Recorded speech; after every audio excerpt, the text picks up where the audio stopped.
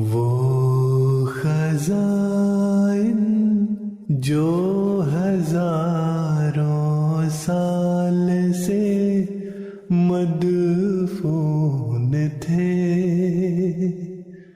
اب میں دیتا ہوں اگر کوئی ملے امیدوار، کوئی ملے امیدوار۔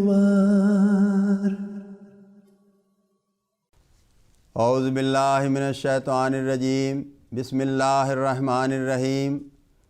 ملفوظات سیدنا حضرت اقدس مسیح موعود علیہ الصلوۃ والسلام۔ 15 اپریل سن 1902 کی شام کو چند آدمی بیعت کے لیے آئے ہوئے تھے۔ آپ علیہ السلام نے بعد بیعت بظاہر ان کو خطاب کر کے کل جماعت کو یوں ہدایت فرمائی۔ حضرت مسیح موعود علیہ السلام نے فرمایا، استغفار کرتے رہو اور موت کو یاد رکھو، موت سے بڑھ کر اور کوئی بیدار کرنے والی چیز نہیں ہے۔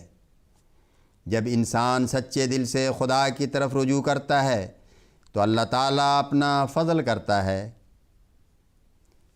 جس وقت انسان اللہ تعالیٰ کے حضور سچے دل سے توبہ کرتا ہے تو اللہ تعالیٰ پہلے گناہ بخش دیتا ہے، پھر بندے کا نیا حساب چلتا ہے۔ اگر انسان کا کوئی ذرا سا بھی گناہ کرے تو وہ ساری عمر اس کا کینہ اور دشمنی رکھتا ہے، اور وہ زبانی معاف کر دینے کا اقرار بھی کرے، لیکن پھر بھی جب اسے موقع ملتا ہے تو اپنے اس کینہ اور عداوت کا اس سے اظہار کرتا ہے۔ یہ خدا تعالیٰ ہی کا ہے، یہ خدا تعالیٰ ہی ہے کہ جب بندہ سچے دل سے اس کی طرف آتا ہے تو وہ اس کے گناہوں کو معاف کر دیتا ہے اور رجوع برحمت فرماتا ہے، اپنا فضل اس پر نازل کرتا ہے اور اس گناہ کی سزا کو معاف کر دیتا ہے۔ اس لیے تم بھی اب ایسے ہو کر جاؤ کہ تم وہ ہو جاؤ جو پہلے نہ تھے۔ نماز سنوار کر پڑھو، خدا جو یہاں ہے وہاں بھی ہے، بس ایسا نہ ہو کہ جب تک تم یہاں ہو تمہارے دلوں میں رقت اور خدا کا خوف ہو، اور جب پھر اپنے گھروں میں جاؤ تو بے خوف اور نیڈر ہو جاؤ۔ نہیں، بلکہ خدا کا خوف ہر وقت تمہیں رہنا چاہیے۔ ہر ایک کام کرنے سے پہلے سوچ لو اور دیکھ لو کہ اس سے خدا تعالیٰ راضی ہوگا یا ناراض۔ نماز بڑی ضروری چیز ہے اور مومن کا معراج ہے۔ خدا تعالیٰ سے دعا مانگنے کا بہترین ذریعہ نماز ہے۔ نماز اس لیے نہیں کہ ٹکریں ماری جاویں یا مرغ کی طرح کچھ ٹھونگے مار لیں۔ بہت لوگ ایسی ہی نمازیں پڑھتے ہیں، اور بہت سے لوگ ایسے ہوتے ہیں کہ کسی کے کہنے سننے سے نماز پڑھنے لگتے ہیں۔ یہ کچھ نہیں۔ نماز خدا تعالیٰ کی حضوری ہے، اور خدا تعالیٰ کی تعریف کرنے اور اس سے اپنے گناہوں کے معاف کرانے کی مرکب صورت کا نام نماز ہے۔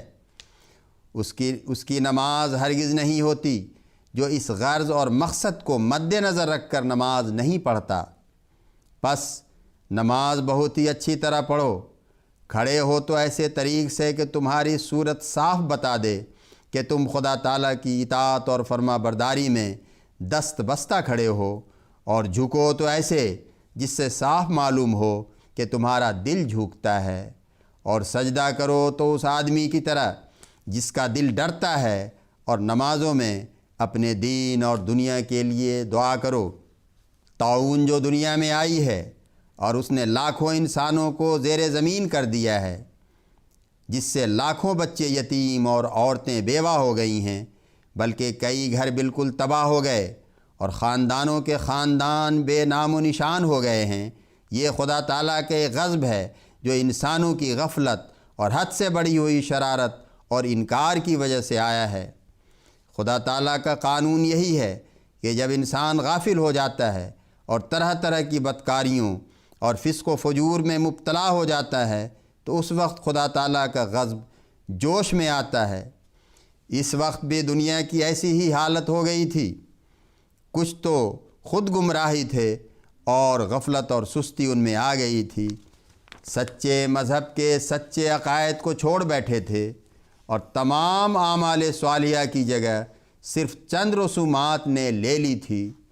اس پر پادریوں نے اور بھی مٹی پلید کی۔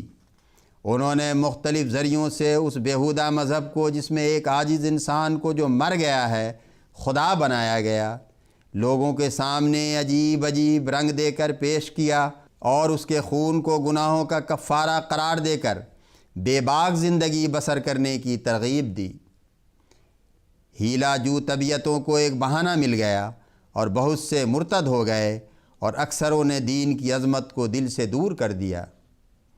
پادریوں کے اس فتنہ کے ساتھ ہی یہ نقص پیدا ہوا کہ انگریزی تعلیم اور انگریزی وضع نے بھی ایک قسم کی نصرانیت پھیلا دی، جبکہ سروں میں آزادی ہی آزادی کا خیال بھر گیا۔ ادھر یورپ کے فلسفہ اور طبیعیات نے اپنی جدید تحقیقاتیں جو پیش کیں، تو علماء نے اپنی کمی معرفت اور علوم حقہ سے بے خبری کے باعث اور بھی نقصان اسلام کو پہنچایا۔ ان میں سے بعض نے تو قرآن کریم کی تعلیمات کی اس فلسفہ سے دب کر ایسی تعویلیں شروع کر دیں جو خدا تعالیٰ کے پاک کلام کے منشا کے صریح خلاف تھیں، اور بعض نے سرے سے ان علوم جدیدہ کے پڑھنے والوں کے اعتراضوں پر ان کو کفر کے فتوے دینے شروع کر دیے، جس کا نتیجہ یہ ہوا کہ انگریزی تعلیم نے جو آزادی پھیلا دی تھی، اس نے مسلمانوں کے گھروں میں پیدا ہوئے بچوں کو بالکل بے باک کر دیا۔ اور پھر ایک اور آفت یہ آئی کہ مسلمانوں میں سستی اور غفلت تو پیدا ہو ہی چکی تھی، سچے عقائد کو چھوڑ کر قسم قسم کی بدعتیں اور سلسلے خدا تعالیٰ کے سچے دین اور سلسلے کے خلاف پیدا کیے گئے اور مشرکانہ تعلیمات اور وظائف قائم کر لیے۔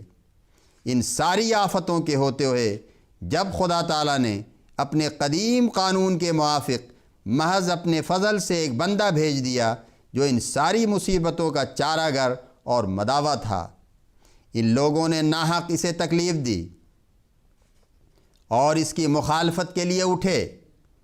جب ان کی مخالفت اور شرارت حد سے بڑھ گئی اور خدا تعالیٰ کے حضور ان کی شوخیاں اور گستاخیاں اور بیجا ضد اور عداوت سے ملا ہوا انکار قابل سزا ٹھہر گیا، تو اس نے اپنے وعدہ کے موافق اس بندہ کی تائید کے لیے تعاون بھیجا۔